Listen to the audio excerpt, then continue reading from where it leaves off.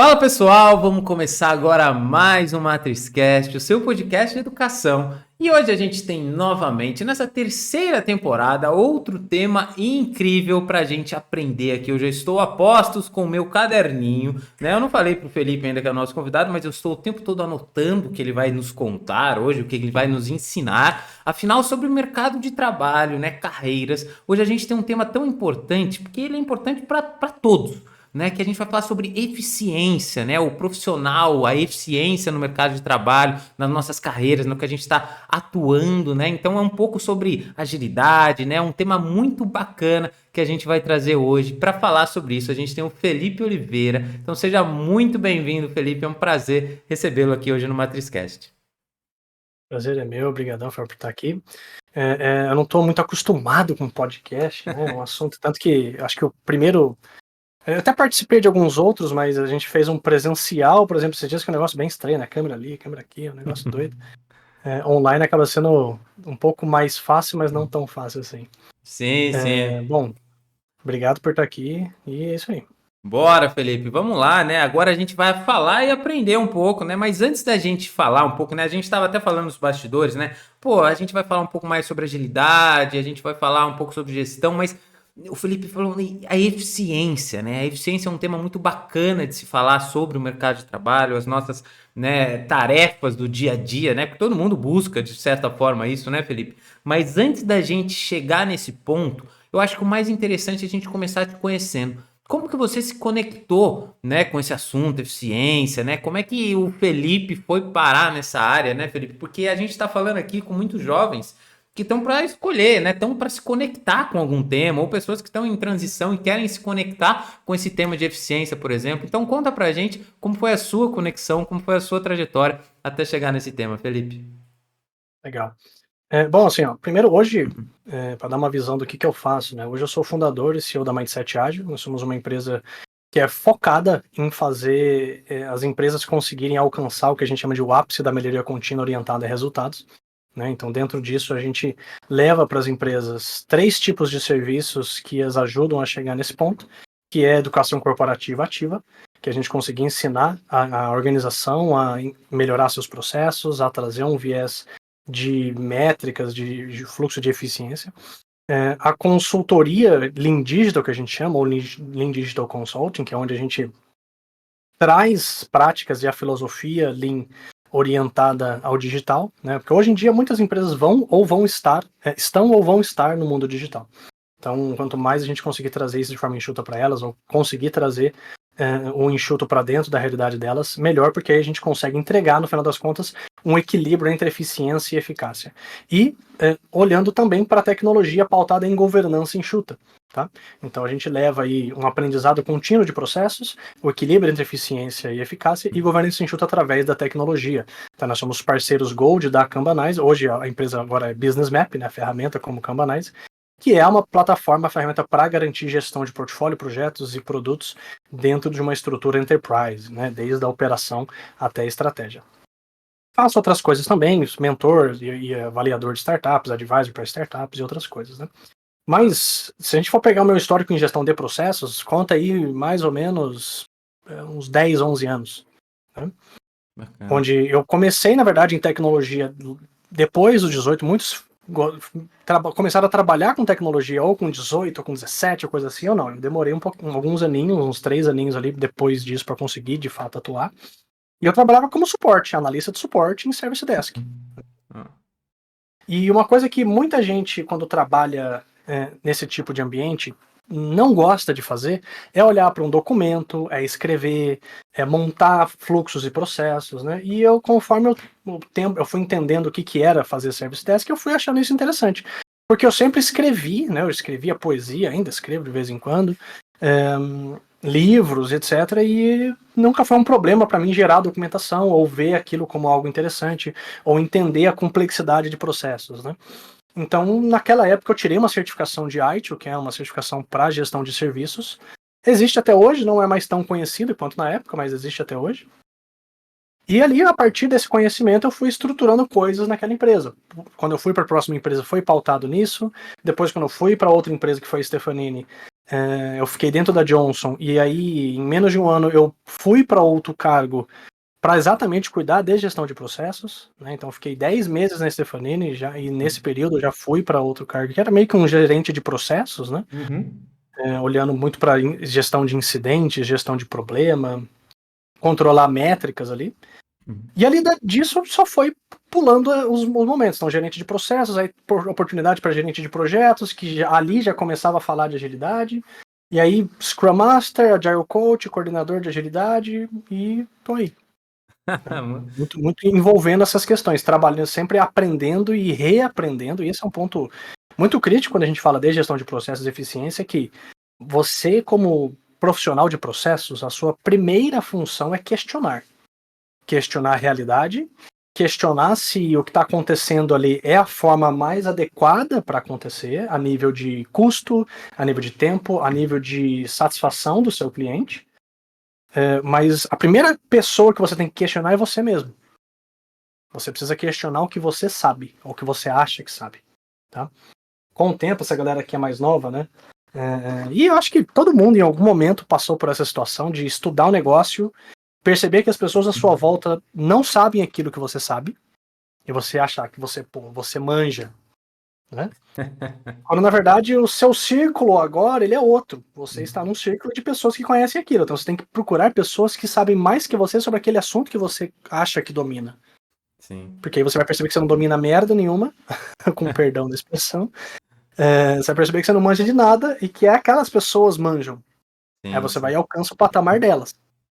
Quando você alcançar o patamar delas, você concorda que pode ser que você até supere as pessoas que estão naquele círculo, né? Sim. E nessa superação, quer dizer que você manja pra caramba? Não, você só tá no círculo errado de novo.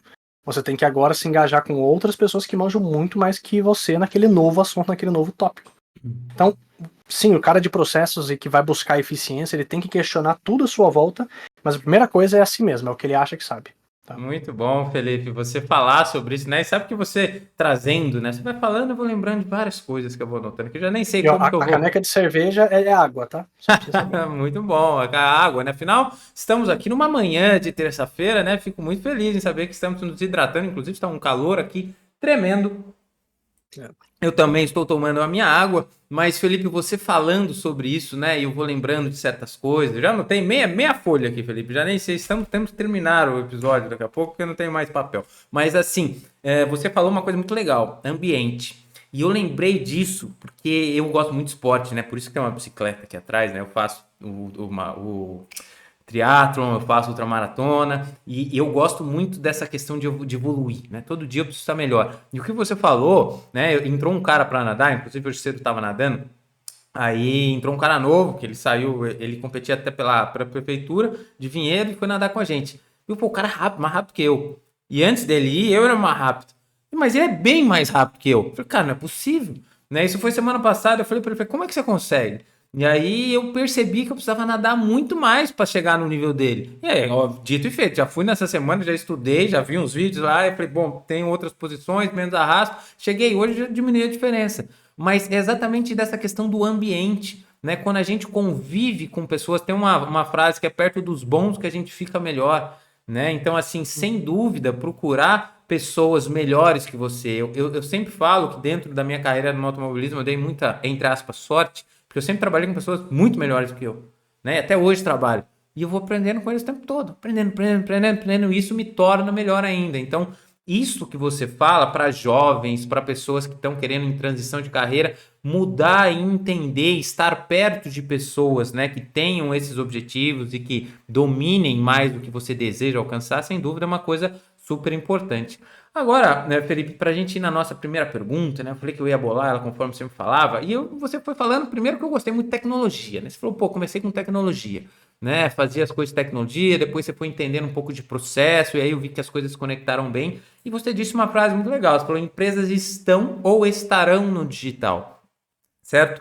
E agora para a gente entrar já um pouco sobre eficiência, né, até um pouco sobre agilidade, qual é a necessidade que você vê que as empresas precisam primeiro serem tecnológicas para serem eficientes ou que primeiro elas precisam ter essa tecnologia digitalização antes de pensar em agilidade? Ou não tem nada a ver? Se você chegar naquela empresa lá do seu Zé, que anota tudo as coisinhas no papelzinho, tá tranquilinho, tem aquele jeitinho dele, ele também consegue ser eficiente, ele também consegue ser ágil, ou você vê, né, essa eficiência trabalhando lado a lado com tecnologia? Quando a gente pensa no indivíduo, né, pensa em você ou nas pessoas que vão estar assistindo aqui, digamos que, presumo que a faixa etária da galera aí é seus 16, 17, 18, né? Talvez um pouco mais, mas não tanto.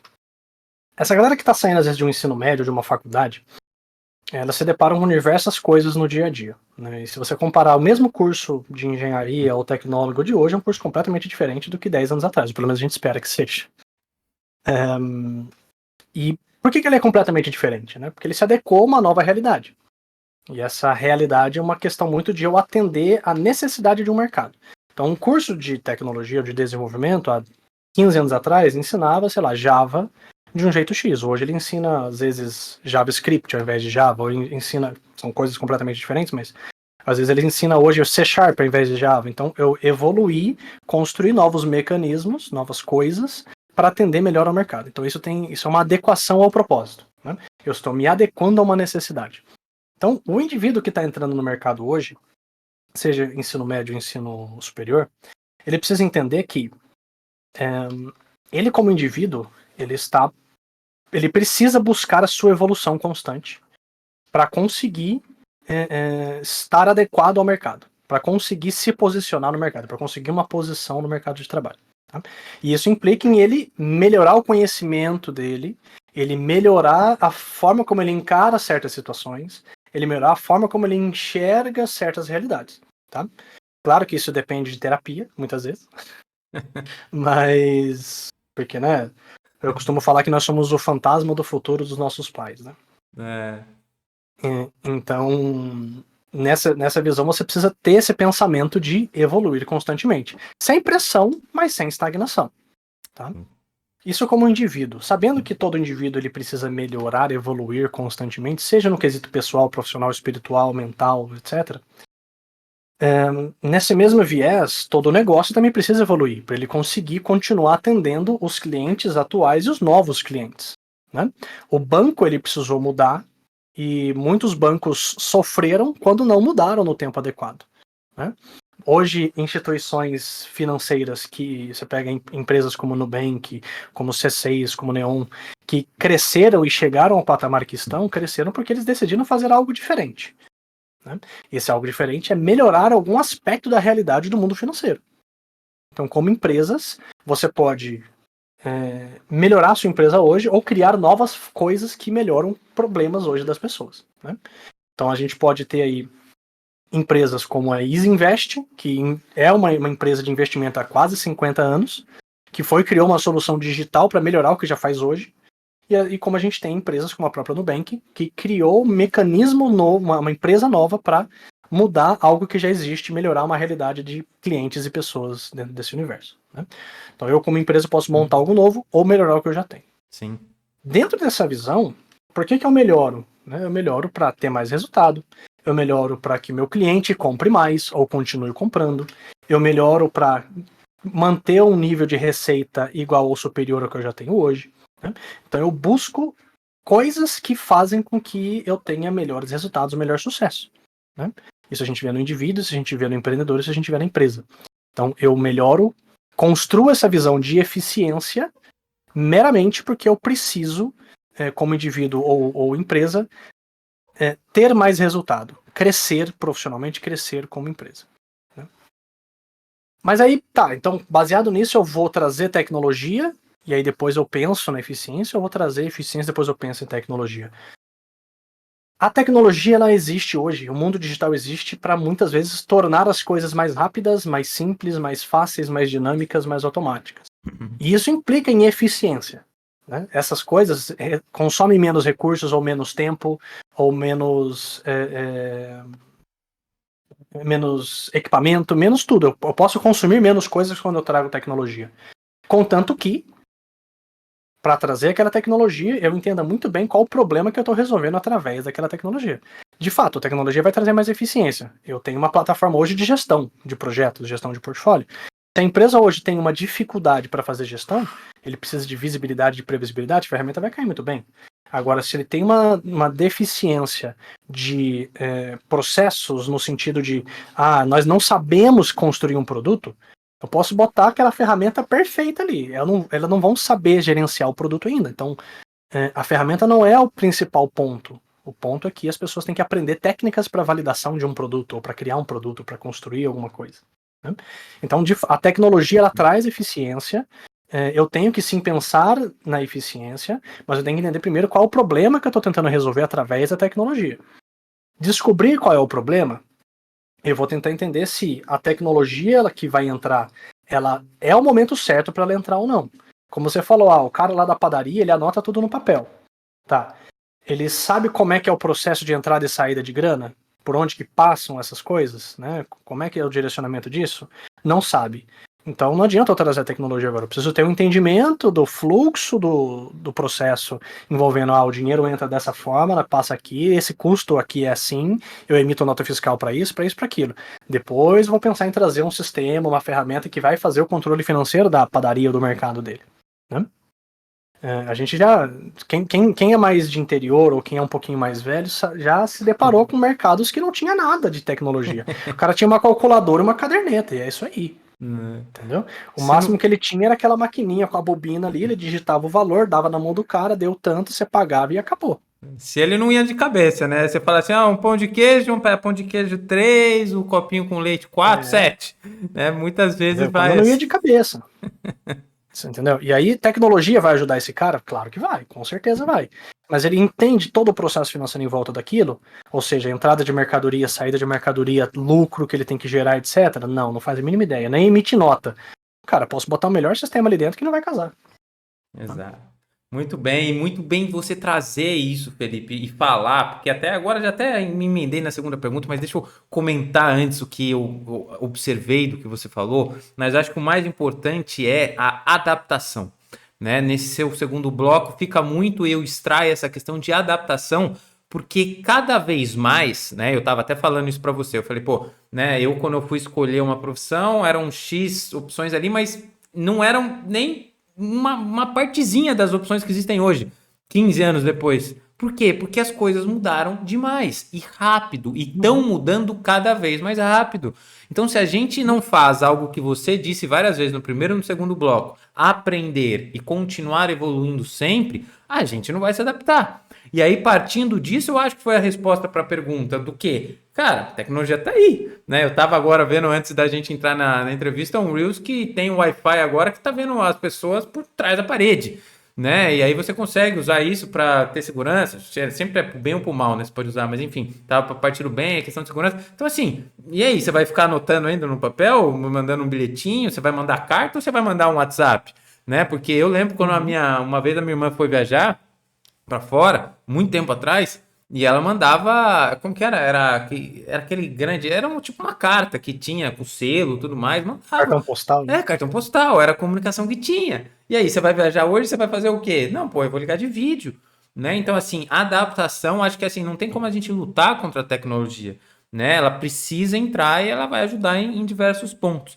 Mas agora você falou uma coisa muito bacana, porque você já tinha dito, né, que nas suas primeiras experiências, quando você foi para o processo, você falou, a questão de entender o fluxo, você repetiu isso várias vezes, entender como é que faz, agora de novo, né, a parte de entender o processo como um todo. E vem muito disso, acho que principalmente os jovens, Felipe, né, quando a gente fala, e até mesmo quem está às vezes no trabalho, a pessoa, por exemplo, faz uma coisa, faz um processo, desenvolve um produto X e ela não documenta esse produto.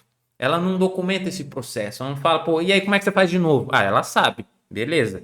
Mas e se ela não tiver lá, outra pessoa vai saber fazer? E se ela tiver que gerenciar um time ou ter mais pessoas para trabalhar junto com ela, como é que vai ser? E no que eu quero te dizer nesse ponto que você falou algumas vezes? A parte de documentação, a parte de padronização, né, de você entender e documentar esse processo. Isso está atrelado à eficiência? O que você diria para o jovem hoje que vai fazer um trabalho, por exemplo, né, que vai desenvolver lá um projeto de iniciação científica com alguém? Essas pessoas elas devem começar a pensar também com eficiência em documentar isso, em padronizar, em fazer uma documentação para que não só pense no produto final, mas pense no seu trabalho de uma forma mais eficiente. Você vê conexão nesses pontos, Felipe? Acho que um ponto importante, né, até pegando um pouquinho do anterior, é assim, quando você começa a sua carreira, e e aí eu acho que em algum momento todo adolescente ou jovem, né, já teve esse momento de achar que ninguém compreende o que ele tá passando. E de certa forma, aquelas pessoas, elas compreendem, porque elas já foram, né, se elas são Sim. 10 vezes ou 10 anos ou 20 anos mais velhas, elas sabem o que que é, mas não sabem baseado naquela realidade atual, sabem na realidade que elas tiveram, né. Então hoje, se eu falo com uma pessoa de 25, ela nasceu ali em 98, né, eu conheço qual é a realidade dessa pessoa, quando ela tinha 18, né, quando ela tinha 16. E eu vivo parte da realidade de uma pessoa que tem hoje 16, 17, 18 anos. Mas quando eu tinha 16, era um pouco diferente do que pessoas que hoje têm 16 ou 17 ou 18, né? Sim. Então a gente compreende parcialmente. Até porque o meu contexto, naquela época, também poderia ser muito bem diferente do contexto dessa pessoa hoje, né? Mas, uma coisa que cada uma dessas pessoas precisa entender, e eu não estou dizendo que elas não entendem, mas são pontos que tem que estar claros na cabeça, é que você não é e nunca vai ser a pessoa mais inteligente desse universo, tá? Não esquece. O que você tem que entender é que você precisa se motivar e se construir de forma que você evolua constantemente. Você não pode parar no tempo. Você pode sim ter pressa, mas sem exacerbar essa pressa. Tomar cuidado, porque você vai lidar com pessoas de diversas gerações e contextos de vida. A sua pressa para atingir resultado pode às vezes te fazer pular etapas, né? Hoje a gente vai ver, por exemplo, empreendedores ou startups que chegaram num ponto de receita muito grande, mas são empresas que às vezes vão morrer daqui a 1, 2 anos porque pularam diversas etapas na gestão de empresa, né? Não sabe o que é um orçamento, não sabe o que é um controle. Então você vai precisar tomar cuidado com pular etapas na vida. Eu acho que é legal, hoje a gente vai ver muitas pessoas mais jovens, de 20 e poucos anos, que tem uma pegada mais acelerada, isso é bom, porque gera uma simplicidade, gera um pragmatismo melhor, se a gente for pensar, pelo menos em alguns aspectos, né? Mas é importante tomar cuidado para não pular etapa, tá? Mas, pensando aí, quando a gente fala de fluxo, repete a sua pergunta, Fábio, por favor, Na, para ques- quem está assistindo até não lembrar. na questão de documentação, né? A importância Uhum, da pessoa, por exemplo, vai fazer um produto, vai fazer, porque eu acho que é até um pouco do que você falou, né? De pular etapas, porque se a pessoa vai uhum. fazer e pensa só no produto final e não pensa nessa toda documentação, isso pode impactar a eficiência, né, Felipe? Aí a gente volta na discussão, que é assim, ó. Documentação é um negócio, que de novo, né? Esse negócio da gente, mas eu não gosto de fazer isso. Esse negócio de não gostar, gente, você vai fazer um monte de coisa que você não gosta e é isso aí. Eu não gosto de pagar imposto, você não gosta de pagar imposto, mas a gente tem que pagar, né? Eu não gosto de pagar conta, mas tem que pagar conta, né? Então a gente Sim. vai fazer muitas coisas que a gente não gosta. E são essas coisas que muitas vezes vão fazer a gente alcançar um resultado, né? Documentação, quando a gente pensa em desenvolver um software ou construir alguma coisa, a documentação é meio que uma dívida que você faz na vida, né? Ou um favor, ou alguma coisa nesse sentido. Então, ó, eu vou fazer esse projeto, eu vou fazer esse aplicativo, eu vou desenvolver aqui o meu processo, alguma coisa ali que me entregue um resultado agora. Essa documentação não vai fazer falta agora. Fato, não vai fazer falta nenhuma, tá? Mas daqui a uma semana, um mês, 2 meses, vai. Hoje mesmo, hoje eu tive uma confusão ali no grupo de WhatsApp, onde tem um trainer nosso, a pessoa que cuida hoje do marketing, do growth da Mindset Ágil, e eu misturei um assunto, e aí um entendeu uma coisa, o outro entendeu a outra, aí uma tá meio brava, a outra não tá, e aí tá um negócio que, no final, se eu tivesse lembrado ou documentado melhor algumas coisas da discussão anterior que gerou a minha pergunta ali, eu não teria tido nada dessa discussão. Tudo surgiu porque eu questionei uma coisa, pautado em uma coisa que eu acabei não registrando, né? Então, Sim. uma simples comunicação, uma simples pergunta num grupo se tornou um estresse porque não foi gerada uma documentação adequada do resultado de uma reunião. Agora, você imagina um produto que se constrói com base em diversas premissas, em que demora 1 mês, 2, 3 meses, às vezes anos, e eu não tenho nenhuma documentação. Ainda mais se as pessoas dentro daquele ambiente não estão mais na empresa. Tá? O que vai ter que acontecer? Todo o tempo que eu poderia ter gastado criando pequenas documentações com o tempo, então a cada coisa que eu construo eu documento, que não demora muito porque você está com a cabeça fresca, né? Você vai ter que gastar agora de uma vez e muitas vezes 2, 3, 4 vezes mais. Por quê? Você vai ter que estudar o que você construiu há 3 anos atrás, relembrar por que você fez aquilo, pegar uma nova visão, talvez você encontre um problema ali que antes não era um problema, agora você vai ter que corrigir esse problema para depois criar a documentação. Então, de fato, eu ter ou não ter documentação implica fortemente em falar de eficiência, porque eu vou desperdiçar o meu tempo tendo que fazer essa documentação, mas não é só fazer, é ter que estudar tudo que eu fiz, é ter que entender tudo que eu fiz, eu posso ter criado com uma outra lógica, então eu vou gastar muito mais tempo e, consequentemente, isso vai ser classificado, compreendido como desperdício. Tá? Sim, muito... Desperdício, se eu gero desperdício, eu não tenho eficiência. Exato, né? Eu tenho menos eficiência. Você falar isso, né? Eu acho que eu fui lembrando de momentos na minha vida que isso aconteceu, não comigo, ou até comigo, mas com pessoas do lado. Mas as pessoas sempre o que você fala muito, que você falou um termo agora que ele casa muito com essa resposta, que é pular etapa. Né? A pessoa fala, às vezes a pessoa pensa, pular etapa só de aprendizado, não, de desenvolvimento. É a questão assim, pular etapa também do tipo, tem um monte de serviço, tem que fazer isso, aquilo. Daí a pessoa vai fazendo, ela só faz. Não vou parar para documentar. Eu vou fazer outro, Deve vir uma máquina de fazer as coisas, tudo uma em cima da outra, e a documentação tá tudo aqui. A pessoa já nem lembra porque ela fez algumas coisas. E aí, quando ela tem que fazer de novo, quando começar o ciclo de monte de coisas de novo, ela vai perder o mesmo tempo, né? E vai fazer as coisas que um dia que ela tiver que passar o serviço para alguém, ela não consegue, porque ela sabe fazer. Se ela for passar o serviço para alguém, ela vai falar, pô, aí eu vou perder tempo, tem que eu mesmo fazer, porque eu tenho que ensinar o cara. Claro!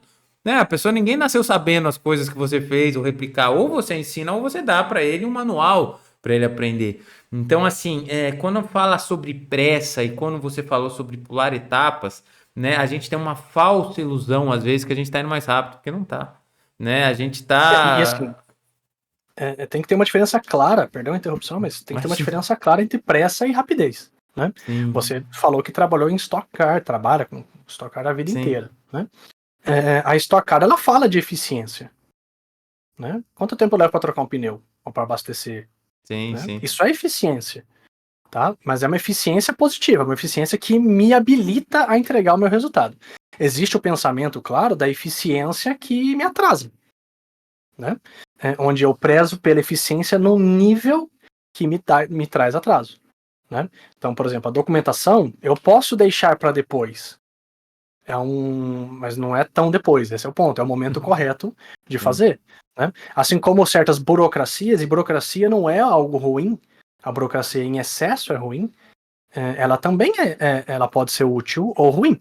Então, por exemplo, eu ter que emitir nota para todo o serviço que eu presto é uma burocracia, mas é uma burocracia positiva, ou pelo menos necessária, porque aí eu estou em conformidade legal no país em que eu estou para operar os meus serviços. Ou seja, para vender o que eu vendo, eu estou em conformidade legal. Se eu não emito nota, eu estou em inconformidade, e qualquer empresa pode vir aqui e falar, você está devendo imposto, eu não vou te contratar. Isso pode acontecer. Assim como no meu processo financeiro, para eu conseguir entregar um serviço, ele teria que passar por 3, 4 áreas diferentes, para depois aí sim conseguir emitir a nota. Concorda que isso está me atrasando? Sim. Né? É a mesma coisa no dia a dia, não nenhuma empresa digital, numa empresa de software.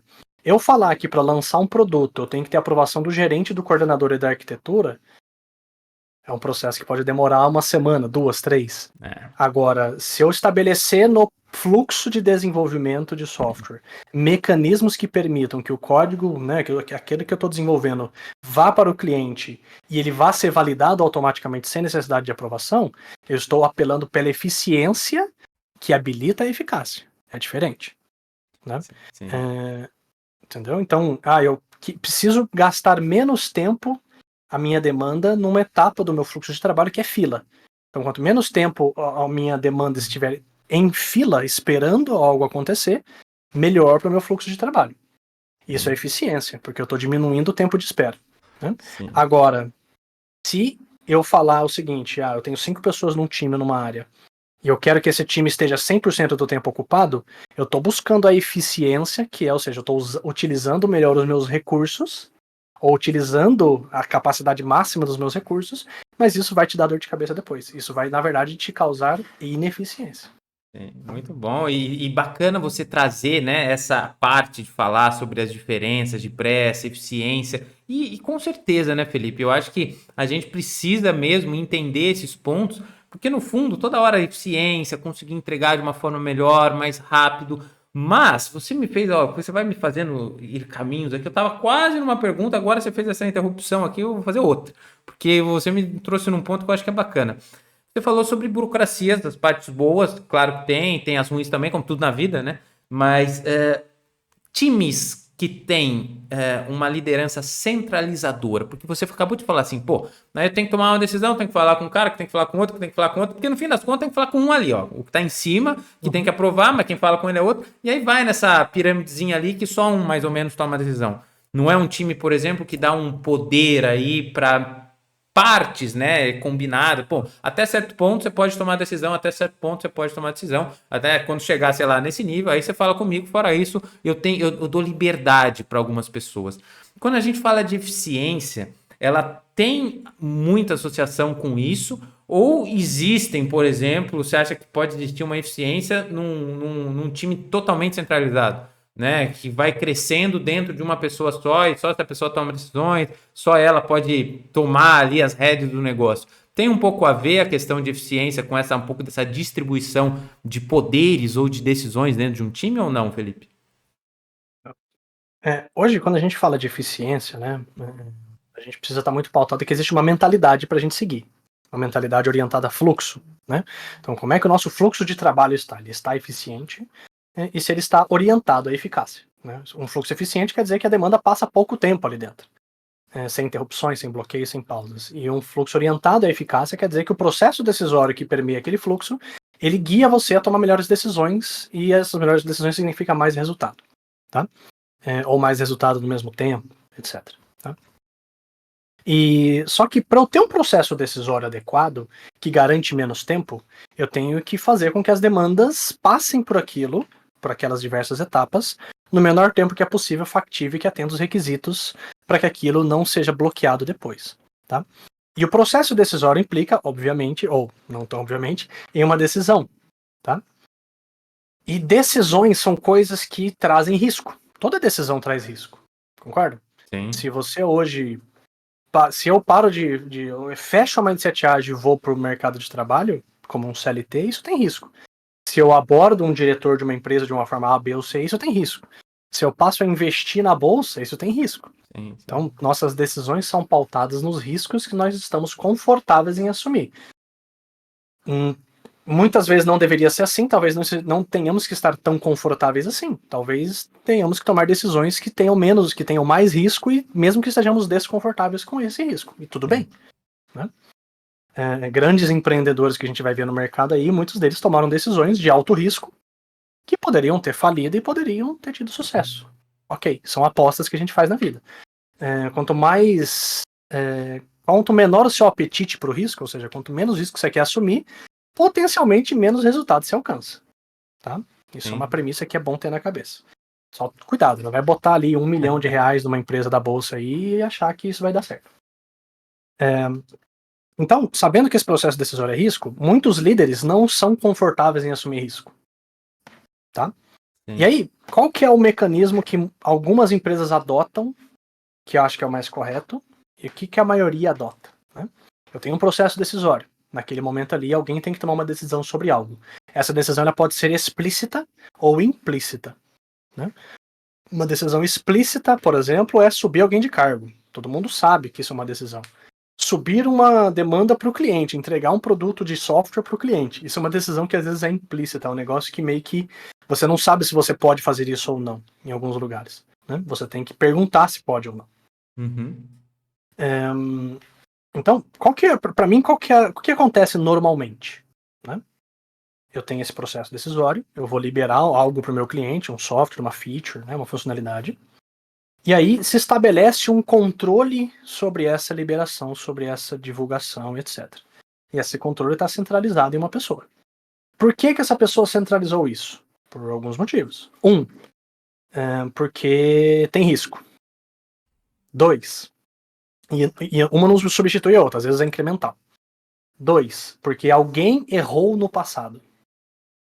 E aí agora é aquele negócio, né? Você fez tal coisa, agora eu vou tirar de você porque você não... É o sistema de punição base, né? Se você errou com aquilo, eu vou lá e tiro de você. Sim. Né? A criança quebrou o prato quando estava lavando a louça, o que você vai fazer agora? Você nunca mais vai lavar a louça. Certo? As crianças vão tudo quebrar o prato. Isso, acho que você viveu isso, eu vivi isso, e muitos Uhum. vivem isso e vão viver, talvez. Sim. Você errou, você não faz mais. Né? Essa é a base de liderança que muitas empresas têm, principalmente no mundo de software. Você errou, você vai tomar uma palmadinha e não vai fazer mais aquilo. E aí, quem é considerado ali capacitado para fazer, vira a pessoa decisora. E aí, qual que vira o seu objetivo agora? Virar aquela pessoa. Porque a partir disso, quer dizer que as pessoas confiam naquela pessoa, ela é muito boa, ela é reconhecida, então eu quero virar aquela pessoa. E aí vira uma busca incessante para virar aquela pessoa. Isso traz diversos impactos negativos para o seu ambiente. Você não constrói responsabilidade nas pessoas, você não traz uma consciência do risco, você não traz uma consciência de impacto. Qual que é a abordagem que outras empresas, a minoria, faz e eu acho que é a mais adequada para essa realidade? Eu, como líder, se houve um processo equivocado, ou seja, se alguém cometeu um erro, eu liberei para produção no dia errado, né? Ou eu liberei para produção com um defeito. O problema está no processo. Não está na pessoa, muitas vezes. Na maioria das vezes o problema está no ambiente, está ali no processo que rege aquele fluxo de trabalho. Para eu liberar para produção, eu tenho que talvez ter critérios de validação melhores, eu tenho que desenvolver um processo de desenvolvimento mais adequado, eu tenho que gerar naquele fluxo de trabalho mecanismos automatizados que detectam o problema antes. Tá?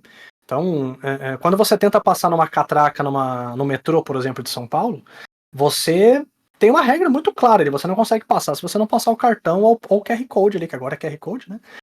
Você não consegue fazer. Antes era o bilhetinho, antes, se você não passar o QR Code, se você não passar o cartão, você não passa. É a prova de falhas, concorda? Sim. Claro, alguém pode pular a catraca, mas é um outro problema.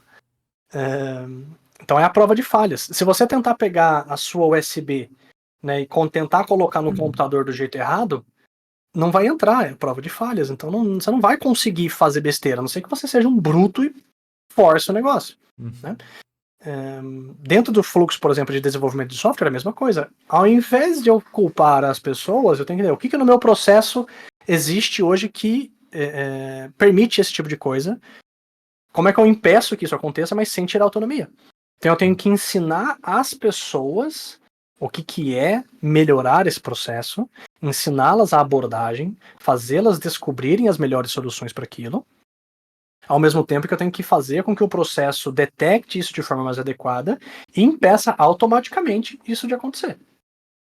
O que eu construo com isso? Eu construo responsabilidade, eu faço com que as pessoas saibam o impacto desses erros e vejam qual é o esforço necessário para melhorar aquilo.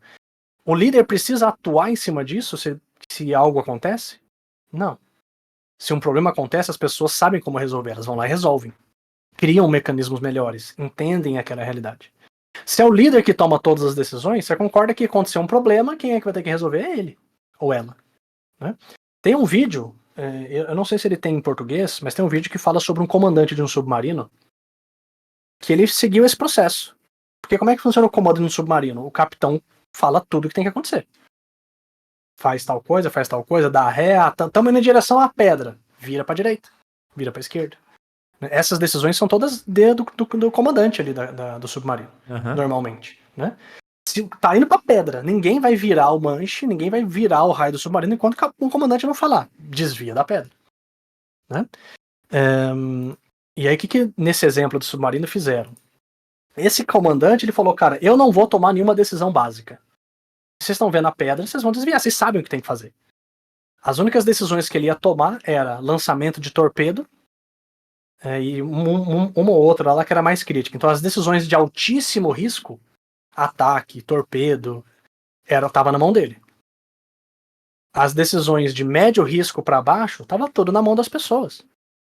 Foi o submarino que mais teve desempenho nas competições, nos exercícios que eles tiveram. Porque o tempo entre a tomada de decisão do líder e a execução do profissional, isso consome, de forma sistêmica, consome um tempo enorme da sua realidade. Sim. Então, ao invés de você ficar gastando esses pequenos minutos no processo decisório, você corta esse espaço. Vocês tomam as decisões que vocês acreditam que sejam mais adequadas, e o risco dessas decisões ele é médio, baixo ou ele é controlado, né? E as decisões de altíssimo risco, ok, estão comigo. O que é uma decisão de altíssimo risco? Derruba o produto. Porque o produto está dando um pau enorme e derruba. Ou vamos demitir tal pessoa. Ou vamos contratar alguém. São decisões de altíssimo risco ou de altíssimo impacto. Então eu decido isso. O resto está com vocês. Eu construo uma autonomia e velocidade nesse processo. Então quando a gente fala de eficiência, de fato, esse tempo, esse intervalo, esse handoff de informação, né, ele tem seu custo. Porque eu não preciso dessas informações, mas eu faço porque eu preciso de controle. Isso, tá, Fábio? Essa necessidade de controle constante muitas vezes não é uma questão da empresa, tá? Muitas vezes é uma questão que você vai ter que consultar um psicólogo para entender, tá? Porque, sei lá, o pai era controlador ou a mãe era controladora e essas pessoas agora querem ter autocontrole nas suas vidas porque alguém controlou elas a vida inteira. Muito pessoal, então, né? Tem muitos sim. pontos, mas muito bom. Adorei a sua forma de explicar, né? E trazer muito a questão dos processos, porque de uma certa forma o que você respondeu é que sim, né? Com certeza todas essas comunicações elas custam um tempo, né? E que é importante você entender o risco das decisões tomadas, né? Se são decisões de médio risco, baixo risco, e aí entender de que ponto, né, que o líder, que o dono da empresa ou a pessoa mais, né, hierarquicamente acima, ela tem que entrar para a tomada de decisão. Mas que criar processos, Felipe, isso sempre vai ajudar, né? Tem coisas que não precisa ser uma tomada de decisão, pode ser ter um processo. Processo, se ele for cumprido por inteiro, a eficiência ou eficácia na forma que você falou ali nele vai acontecer, porque o processo está correto, né? Olhar muito para processo e não só para pessoas, né? Então adorei essa forma. A gente está chegando aqui no final aí do nosso podcast, né? Do nosso episódio sobre eficiência. Eu vou te fazer uma única perguntinha que você responde em 1 minuto, porque é mais ou menos o que a gente vai ter aqui. Mas uma coisa muito bacana, Felipe, só para a gente fechar o fluxo, porque a gente falou em várias coisas importantes sobre eficiência. Mas vamos lá para o jovem agora que tá indo, né, e decidiu ir para essa área, tá aí, ele vai numa entrevista. Você falou várias vezes eficiência e eficácia, eficiência e eficácia. Você consegue em pouquíssimas palavras, vamos supor que a gente vai numa entrevista. Qual que é a diferença entre eficiência e eficácia, Felipe? Legal. Quando a gente fala de eficiência, ou melhor, né? E aliás, essa discussão ela sempre vem na questão quem vem primeiro, ou quem é mais importante, ou um sacrifica o outro, em que momento. Na verdade, essas duas coisas não se separam, elas são coisas que uma ajuda a outra, né? Eu vou entregar um resultado para tornar algo mais eficiente para alguém, ou eu vou tornar algo eficiente aqui para entregar um melhor resultado, né? Então, se a gente vai construir um produto, eu tenho que ter eficiência no meu processo e isso vai habilitar a minha eficácia. Então, por exemplo, eficácia, por definição, pegando Peter Drucker, por exemplo, é eu entregar aquilo que é certo, aquilo que eu preciso, aquilo que entrega mais resultado para mim. Né, entregar a coisa certa pautada no que eu espero. Né? Então eu estou atingindo o objetivo, entregando o resultado, obtendo mais dinheiro, então depende muito do que você quer. E eficiência é eu fazer do jeito certo. O jeito certo significa que aquilo não me dá dor de cabeça, não me dá trabalho, não me dá esforço, não me dá recurso, não me dá custo, etc, etc. Então, enquanto eficácia eu estou entregando aquilo que me entrega o que eu mais espero de resultado, eficiência é eu gastar o menos possível para entregar aquele resultado. Né? O exemplo da Stock Car que a gente falou. A eficácia é, eu quero ganhar esse raio dessa corrida. Né? Ou eu quero estar na melhor posição na hora de começar a corrida, que é o caso, né, da seleção. E como é que eu faço isso? Eu crio mecanismos que consomem menos tempo. Então eu vou aprender como fazer uma curva melhor, eu vou aprender o momento certo de acelerar ou frear, e eu vou, principalmente, diminuir o máximo possível o tempo do pit stop. Né? Sim, sim. Ou seja, de eu trocar um pneu, de colocar um combustível, etc, etc. Dentro desse processo, então, a eficiência habilita a eficácia, faz com que a eficácia consiga acontecer. Então veja que não são coisas que são diferentes. né? Ou quer dizer, que são separadas ou que são opostas, né? Não é uma oposição. É eu entender que eu tenho sim que pensar em eficiência, eu tenho que ajudar a minha empresa a consumir menos recursos, a gastar menos dinheiro, mas em prol de um objetivo, em prol de entregar um resultado. Eficiência pela eficiência é ruim, porque faz muitas vezes eu exacerbar esse conceito e torná-la negativa. E eficácia pela eficácia, pode ser que eu gaste muito dinheiro para entregar aquilo. E no final isso vai ser negativo também. Tá? Qual é a eficácia? Por exemplo, o mercado tem aqui um senhor problema que é centralizar os podcasts do Brasil. Né? O que eu vou fazer? Eu vou criar uma senhora plataforma, vou gastar R$1 milhão. Você não foi eficiente para fazer isso muitas vezes. Né? Ou vou gastar aqui 2 anos para desenvolver essa plataforma. Meu filho, nesses 2 anos surgiram 5 plataformas já. Você entendeu? Sim. Eu fiz avaliação de uma startup um tempo atrás, que era uma EdTech, né, uma startup de educação, que eles criaram a empresa em 1 mês. O produto inteiro eles desenvolveram em 1 mês. Você entendeu? E hoje estão faturando aí mais de 100 mil como startup. Para uma startup faturar 100 mil e ter lucro com isso ainda é extremamente positivo. Sim. Com 5, 6 clientes, se eu não me engano. Muito Entendeu? bom.